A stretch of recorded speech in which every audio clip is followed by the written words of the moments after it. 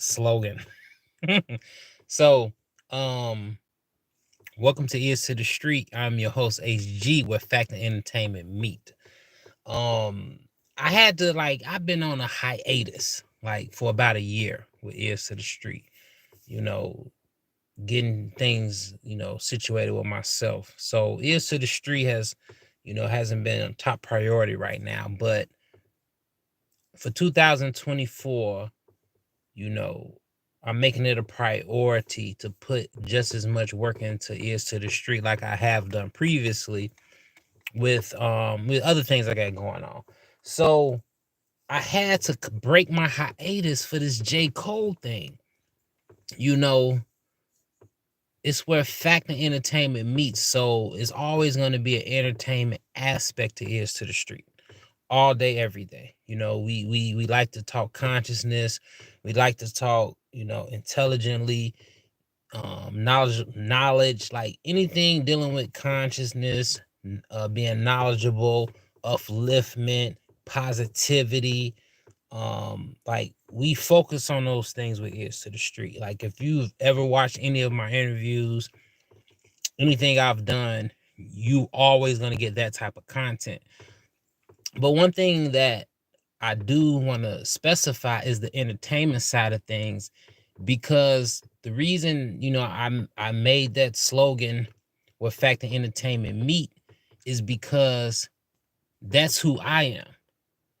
This isn't a situation with me doing Ears to the Street where I'm just going to focus on one aspect of one thing, like, because I'm not just one thing. Like, I can be as positive or I could be negative. Like, it depends on the situation. Am I negative more than positive? No.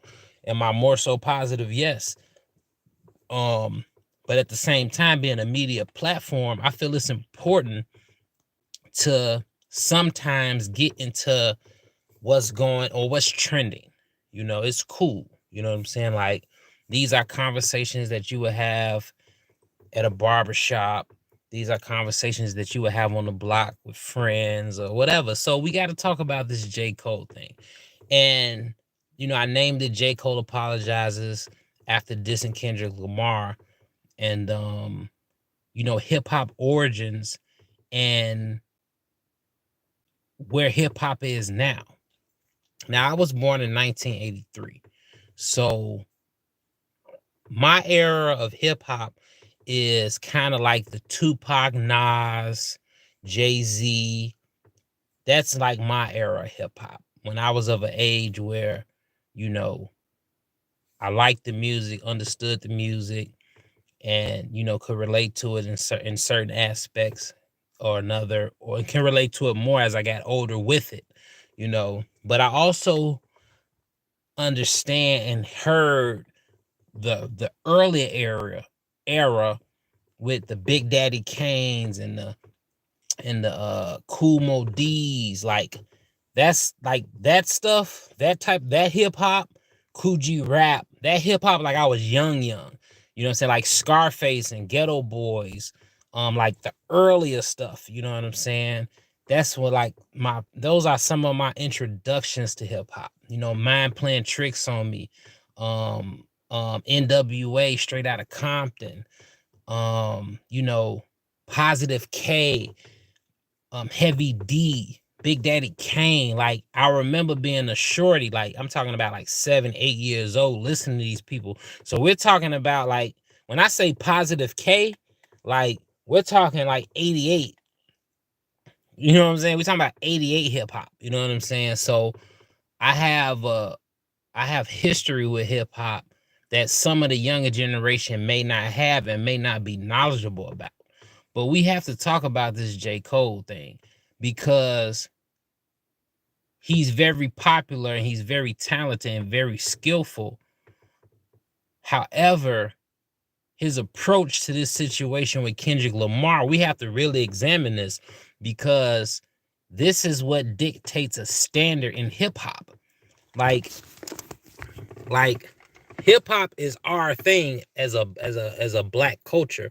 So it's important that we scrutinize certain things that take place, because if you don't scrutinize it, then you'll put yourself in we'll put hip hop in a situation where it'll just degrade, it'll demote itself.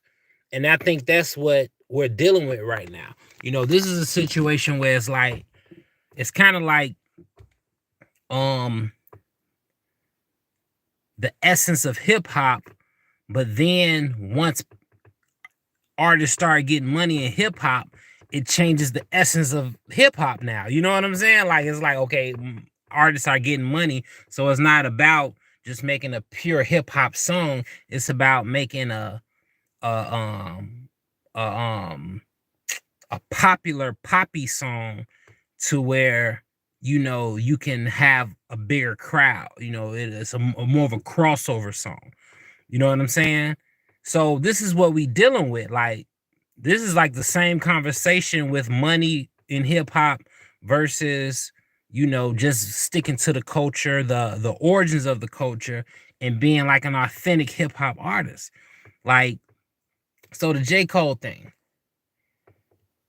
When you talk about the origins of hip hop, the origins of hip hop is about rocking the party. And this is like pre my era. You know what I'm saying? Like, you have to go back like to the fucking hip hop, hippity hop hop. Like, you have to go back to that. You know what I'm saying? Busy B.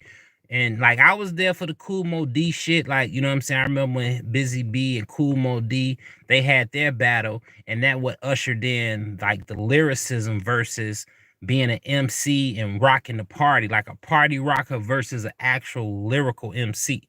You see what I'm saying? So, but these are different things that catapulted or are a part of hip hop that were transitions to add on to the culture.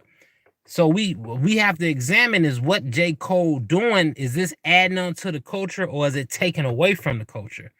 Me personally,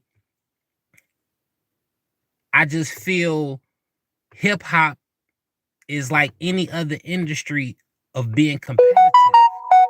Like, it's like any other industry. It's nothing different from basketball, football, baseball, boxing, NASCAR, hockey, ping pong, soccer, tennis. It's a sport.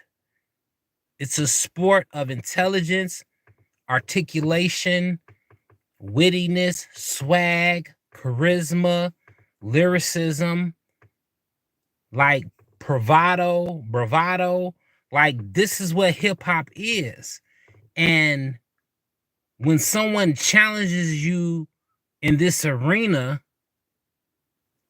like, do you accept the challenge or do you say, okay, I'm not going to accept the challenge? Now, what J. Cole did was accept the challenge, throw a shot, and then try to retract. So we have to ask ourselves now, when it comes to hip hop and people come at you, is this an okay move to do? Is it an okay move to get dissed or get a shot through at you in hip hop? Then you respond, and then a day two later you retract what the diss you were responding to. Kendrick started it, in a sense. You know what I'm saying? Like, he made it like, what's up, niggas? Like, he put it out there like, what's up, niggas? Now, first shooters, if I was Kendrick, I would have looked at that not necessarily as a diss, but I would have looked at it like, what's this? You know what I'm saying? Like, okay, within the last decade, it's been J. Cole, Drake, and Kendrick. I think everybody pretty much across the board can say those are like the top, are part of the top tier rappers. There's a couple other people you can put in that category now. You know what I'm saying? Like, you can put Benny the Butcher in there. You can put Conway the Machine up in there. There's other rappers that belong in this conversation. But you can't not say that Kendrick, J. Cole, and Drake are not in the conversation. You could put them in top 3, you know what I'm saying? Or at least in top 10. So J. Cole, with the apology, it's like, okay, is this where hip hop is heading? we gotta ask ourselves this is where hip hop is heading, to where you can get dissed in a track or get a shot, gotta get a shot, shot at you in the track, then you try to shoot back, and in the midst of you shooting back, you put your gun up and say, I don't want to shoot no more. Like, is this where we're heading in hip hop? When I look back at all the battles of hip hop, you got Ice Cube with NWA. You got Tupac and Biggie. You got Jay-Z and Nas. You got Kool Moe Dee and Busy B. You got MC Shan with KRS-One. You got Roxanne Shante versus the real Roxanne. Like, you got all these classic battles in hip hop. And then when it gets to this era with J. Cole, Kendrick, and Drake done been through a few battles. Drake done battled Pusha T. He battled Meek Mill. And I don't know if he got any other battles. Oh, and he battled Common. Him and Common had some shit like from when he first started. So, like, Drake is kind of war proven in a sense. You know what I'm saying? Like, he won the Meek one, obviously. The one with Pusha T, that's debatable. You know what I'm saying? It wasn't like a real huge battle, but it was there and it happened. And most people would say Pusha T got the best of Drake on that one. And then the one with Common and Drake, I think Common kind of favored on that one because Drake was kind of new at the time. He was just coming out. You know what I'm saying? And, I don't know if Drake like really, really officially responded to that. You know what I'm saying? So Drake has been through some shit with rappers. Now Cole don't seem like he ain't been through nothing with no battle shit. And then when it's a time for you to prove yourself lyrically, after you the one said in First Shooter that you was Ali. Niggas wonder if I'm number 3, number 2, I'm numero uno. I feel like Ali. You saying you number 1, nigga. So cool. All right, you feel like you number 1. But when someone tests you and Outflat says, okay, let's see if you number 1. Let's see if you can outdo me. You proceed to go forward with it, and then you retract. And then your cause of retracting is some spiritual upliftment and trying to stay in your purpose and all that. Like, dude, like, come on, man. Like, one thing ain't got nothing to do with the other. You know what I'm saying? Like, what does your personal spiritual path have to do with you showing someone that you have a better ability to do this skill set than the next person? It's just competition. This isn't no spiritual, in my opinion. I don't know what we're turning hip hop into these days. That's the thing, and that's what I'm talking about. Like, battling via lyrically and musically in hip hop. If it's not like real beef, like if this was real beef, I'd be like, all right, y'all niggas need to chill. Like, we don't want nothing to happen to J. Cole. We don't want nothing to happen to Kendrick Lamar. Like, if it was real beef type shit, I would be sympathetic to, like, knocking it out. But this is, like, regular rap shit. This isn't, like, no, you know what I'm saying? This isn't, like, a beef. This isn't, like, these niggas don't have issues in the street. I don't think this is a situation where, like, J. Cole entourage will want to fight Kendrick Lamar entourage. This is, like, regular rap shit.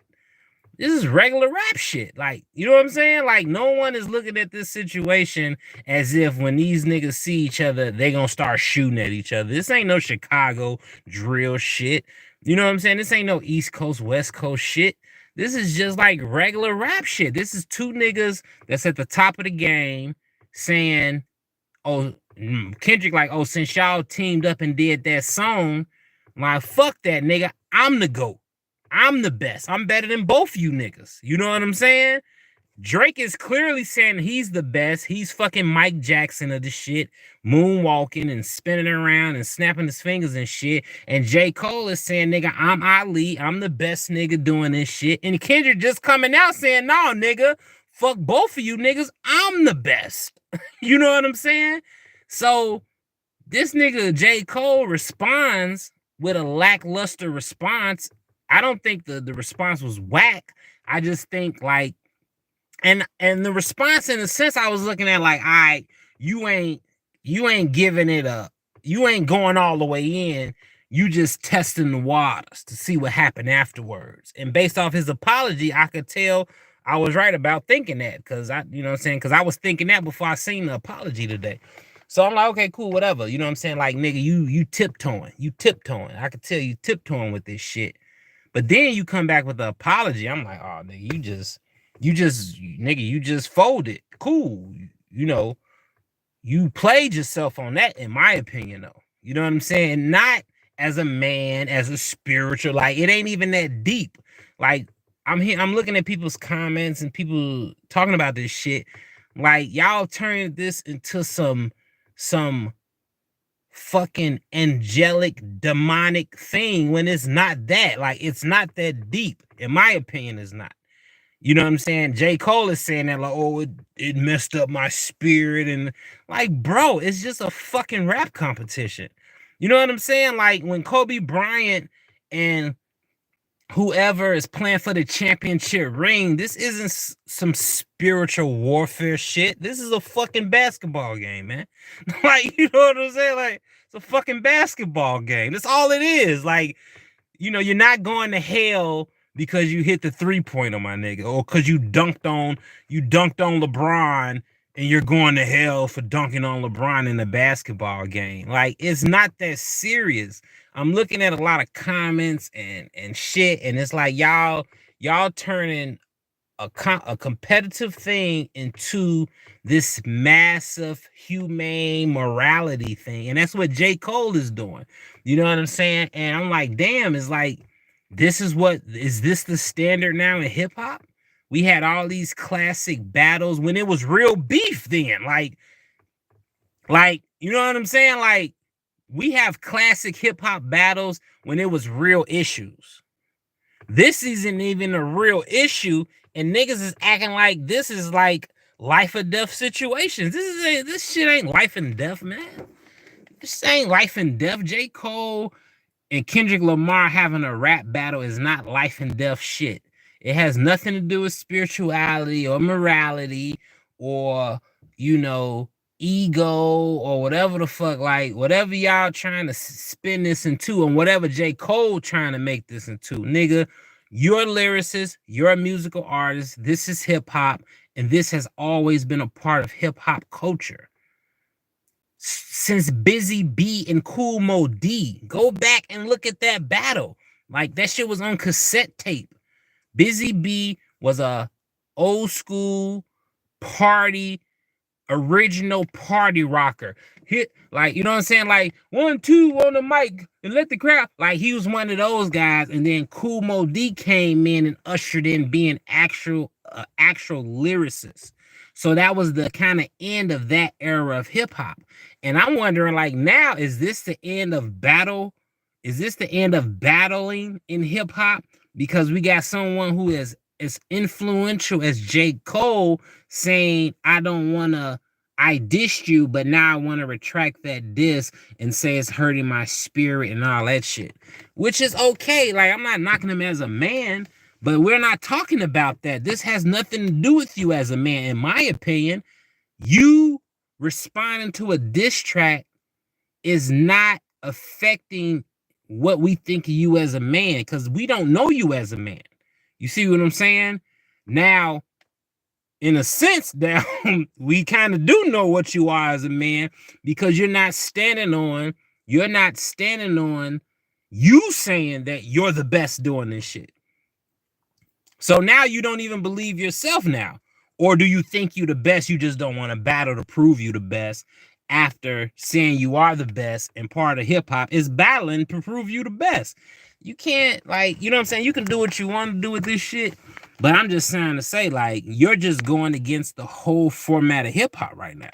That's what he's doing, and a lot of people are defending him, which is cool. Like, it's all subjective at the end of the day. If you think Kendrick is better, if you think J. Cole is better, it's all subjective, because as listeners, as fans or supporters, it's about who we like better. And that's always going to be subjective. Now, who can sway the crowd more in their direction is always going to prove who's the victor. You see what I'm saying? Oh, shit. So, I don't know. This is just part. Oh, shit. This is just part one. I'm going to do a part two, maybe like in another 5 minutes. I just got to do something right quick. But this is part one. J. Cole apologizing for dissing Kendrick Lamar, as this is where hip hop is heading now. Maybe we're heading to a more safer hip hop. You know what I'm saying? Because hip hop has been violent, it's been dangerous, and maybe that's what we're trying to prevent with this apology and stuff, even though I don't think that's this. But we'll be back. Ears to the street. I don't even know how to cut the damn thing.